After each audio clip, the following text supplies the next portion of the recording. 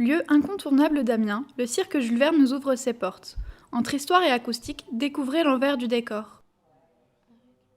Le cirque a été inauguré en 1889 par Jules Verne.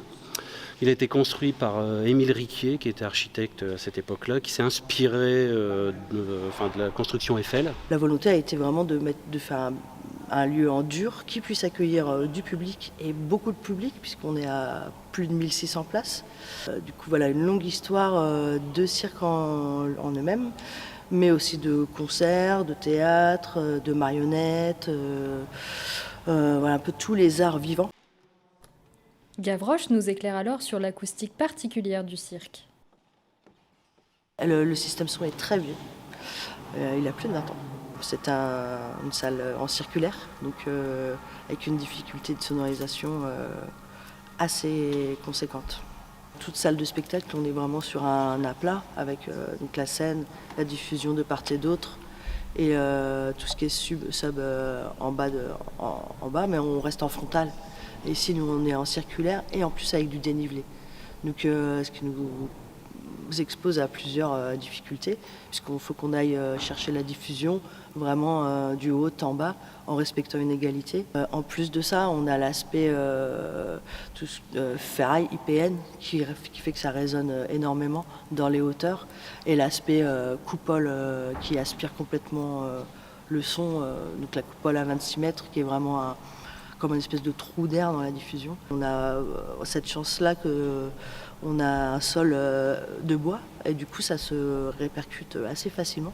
Mais tout ce qui est médium aigu, ça va très vite partir dans les hauteurs et pas du tout aller toucher là où on le souhaiterait.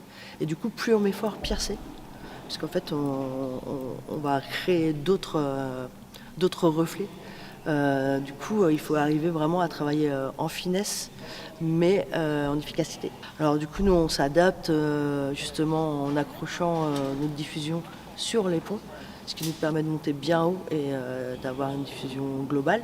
Et aussi des retours pour les artistes, puisque aussi ils ont besoin d'entendre ce sur quoi ils se développent. Du coup, on a un ingénieur fixe qui est tout le temps ici, mais qui est intermittent. C'est ça, mais en général, les artistes, ils ont le leur. Donc en fait, on va faire du babysitting, comme on dit. Donc en fait, on va installer déjà avant qu'ils arrivent. Et lui, l'ingénieur, va aider le sonorisateur de la compagnie à trouver ses marques, à l'aider à couper telle et telle fréquence, parce qu'il connaît justement le rumble de la salle. Le cirque voit passer bon nombre d'artistes qui laissent derrière eux de multiples souvenirs. Les anecdotes sur le cirque, il y en a tellement. Moi, c'est Barbara, là, au milieu de la piste, piano-voix. J'en ai encore des frissons de ouf, quoi. La singularité de cet endroit continue de séduire tant les visiteurs que les artistes. La Maison du Cirque prête son acoustique au groupe Edgar le 31 mars 2023.